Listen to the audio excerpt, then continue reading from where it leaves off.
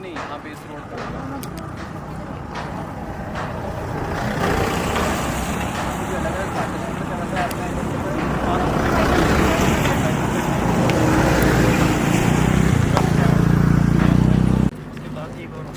यहाँ पे भी होगा, अभी तक नहीं।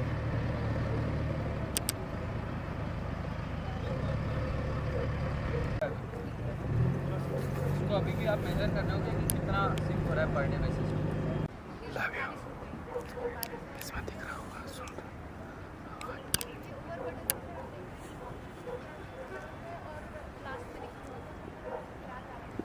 यहाँ पे चल रहा है। कौन कर रहा है इसको बुलाओ। कौन कर रहा है?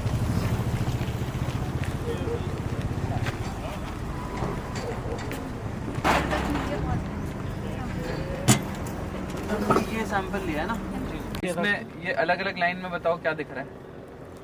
सही रॉक है लेकिन पूरा फ्रैक्चर जोन नहीं है, ये सॉलिड नहीं है इधर। नहीं मुझे बताओ, ये एक लाइन का कुछ मतलब है क्या? है ना सर, ये सॉलिड मास मिला है तो 28 मीटर पे 28 मीटर में भी इसके नंबरिंग एक बार आप हमारा ये है ये मीटर में लगा हुआ है, ये नंबरिंग कर लीजिए। इसका मतलब जैसे वो 8 मीटर पे है, 8 मीटर पे भी एक सॉलिड मास मिला है जी। वाला है तो 2.5 किलोमीटर पे होगा, मतलब इस पे लिखा हुआ है क्या? नहीं सर, ये 1.5 वहाँ से ओके, उधर से 1.56 पे है ये। और सेकंड सैंपल जो ले रहे हैं वो कितना किलोमीटर है? सर मीटर की 200 या 250 मीटर होगा इसके, और वो मतलब ताकि वो पाइलिंग में उसका लोड है। कैसे डलता है पाइलिंग? पाइलिंग सर पहले तो हमारा ड्रिलिंग होगी पाइलिंग, हाँ। उसका पाइप इधर ऐसे डीप जाएगा, हॉरिजॉन्टली जाएगा बट कुछ स्लोप जैसे में। मिट्टी का पानी हम पहले ही उसे ड्रेन आउट कर दें, वो अंदर ही वेट ना बढ़े। और किस किस जगह पे डालना पड़ेगा, ये कैसे आइडेंटिफाई करेंगे? हम स्ट्रेच डालते हैं, जैसे कि जैसे 500 मीटर्स का स्ट्रेच है तो कितने पाइप्स डालने पड़ेंगे? सेंटर टू सेंटर, जैसे सर 5 मीटर हो गया, 4 मीटर हो गया। डिपेंड्स अच्छा। ऑन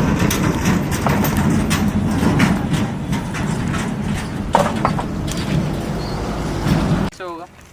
सर अब तो हम इस स्लाइड लाइन को मार्क करते हैं, जैसे यहाँ पे स्लाइड लाइन यहाँ से आ रही है तो इससे लगभग 5 यहीं से आ रही है, हाँ। इससे लगभग 5 मीटर ऊपर से करेंगे कि ऊपर से भी हमारा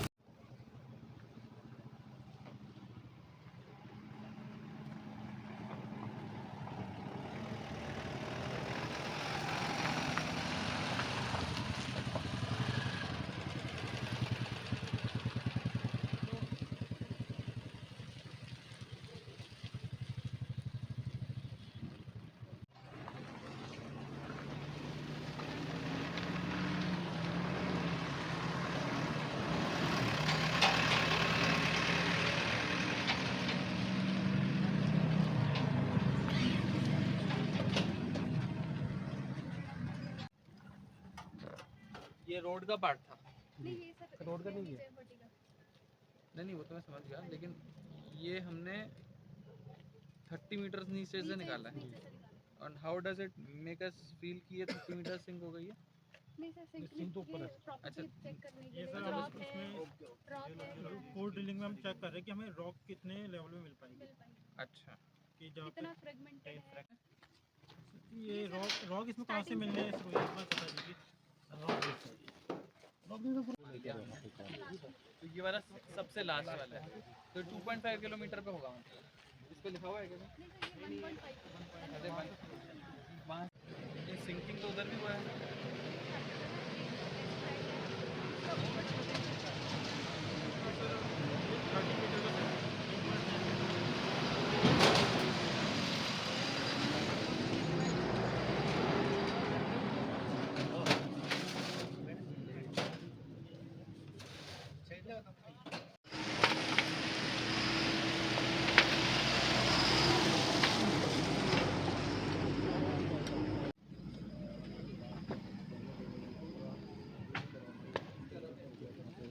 रोड पास हो जाएगा क्योंकि कटिंग कब तक होनी है? इसलिए किसके पास है? पास नहीं हो पा रहा। पहले ही हो रखी वो, लेकिन अब ये अलग से करनी पड़ेगी क्योंकि वो डैमेज हो गई ना। कई जगह सर उसमें कटिंग ना होने के वजह से वो पास नहीं हो पाया, नहीं तो पास हो जाएगा। फिर हम चट्टान वाला पार्ट है, व्हीकल वहाँ चला भी कटिंग जो है डिफेक्टेड है। तो मैं परसों में भी मिला था चौहान साहब को, आरटीओ साहब को, उन्होंने कहा फिलहाल वो आप पास कैसे करेंगे, रोड जो है मानक के अनुसार कटी नहीं है, और जब तक रोड पास नहीं होगी तब तक बस संचालित नहीं करा सकते। हाँ वही बात उन्होंने तो सर ये कहा कि अगर मैंने कहा वहाँ कंपनी की बस चल रही सर, तो बोला कंपनी वाले अपने उस पर अगर उनको निर्देशित किया जाए तो कंपनी वाले ही उनके अपने कर्मचारी जा रहे हैं तो वो भी बच्चों के वो सपोर्ट कर सकते हैं, लेकिन हम बस का संचालन तब तक नहीं कर सकते हैं जब तक नहीं, हम देख लेंगे बच्चों की सुविधा के लिए कुछ टेम्परेरी अरेंजमेंट भी किया जाए, जी जी क्योंकि इसे रेगुलर बस तो चलानी नहीं है वहाँ पे, जी केवल बच्चों के लिए चलानी है। तो अगर 2 शिफ्ट में भी अगर कॉलेज के डिस्पोजल पे जी, भी जी, रख दी जाए केवल बच्चों के लिए जी तो भी हो सकता है, वो देख लेंगे। ठीक है, एक बार ऊपर वाली रोड भी देखें। गुसाई जी पद बता दो अपना, नाम और पद बता दो। जी मेरा नाम प्रवीण गुसाई, स्ट्रक्चर इंजीनियर THDC से। आज हम कितने दिन से आप लोग यहाँ पे सर्वे किया, किसने आपको यहाँ पे डिमांड की थी कि आप यहाँ पे सर्वे करें? इस चीज़ की डिमांड हमें PWD द्वारा की गई है कि ये हमारा जवाड़ी बाईपास का सिंकिंग जोन का एरिया है जो इस बरसात में काफ़ी सिंक कर गया है। उसके बाद हमने यहाँ पे अपना सर्वे करा है, इसका जियोलॉजिकल सर्वे, और अभी इसका कोर ड्रिलिंग का कार्य चल रहा है, और इसी के साथ हम इसका डिज़ाइन वर्क भी इसका कार्यरत है, और जल्द ही हम इसकी DPR हम PWD का सबमिट करेंगे। अच्छा, अभी तक की जो सर्वे हुई है उसमें क्या पाया, किस तरीके से, ये क्या कारण है कि ये बैठ रहा है, या फिर इसका मुख्य कारण नदी के द्वारा हमारा जो टो है उसका कटिंग पाया गया है, और स्लोप में मौजूद जो पोर वाटर प्रेशर बढ़ने की वजह से जो अधिक मात्रा में बरसात की वजह से हुआ है वो पाया गया है। तो इसको सुरक्षित रखने के लिए सबसे महत्वपूर्ण क्या कार्य है? इसके सुरक्षित रखने के लिए हम इसकी डिटेल प्रोजेक्ट रिपोर्ट में कार्य कर रहे हैं, और जल्द ही इसे हम PWD को जमा करेंगे। धन्यवाद। नहीं है क्या? मैं तो खोजूंगा मैं।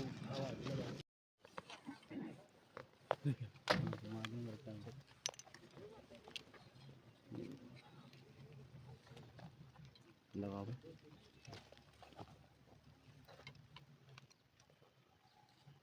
सर, बाईपास का आज निरीक्षण किया है, बरसात में क्षतिग्रस्त हो गया था बहुत साल 2000, किस तरह से इसको जो पुनर्निर्माण के कार्य चल रहा है? ये अभी जवाड़ी बाईपास का हम सभी ने निरीक्षण किया, पहले भी निरीक्षण हो चुका है, लेकिन क्योंकि आज PHDC की टीम भी यहाँ पे उपस्थित है और यहाँ पे करंटली हम लोग सर्वे करा रहे हैं कि किस तरह से इसका डैमेजेस का जो है उसका प्रोटेक्शन किया जाएगा। आप सब जानते हैं इस बार की आपदा में जवाड़ी बाईपास एक तरह से सबसे भीषण तरीके से यहाँ पे डैमेजेस जो हुए हैं वो जवाड़ी बाईपास रोड पे ही हुए हैं, और ज़िले की अगर बहुत इम्पॉर्टेंट सड़कों को देखें तो ये एक बहुत बड़ी सड़क है।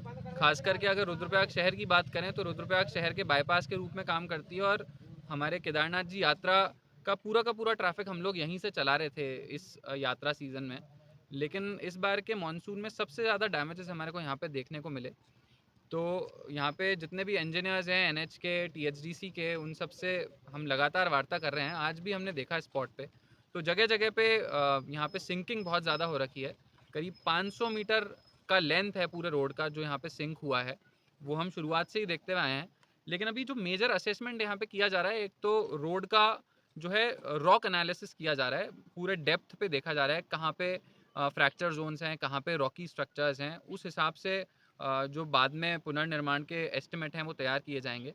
साथ में ये पाया गया कि कुछ यहाँ पे अंदर की स्ट्रीम्स जो हैं वो भी यहाँ पे बह रही हैं इस पहाड़ पे, तो उस वजह से भी जो सिंकिंग जोन है वो और ज़्यादा एक्टिवेटेड रहा है।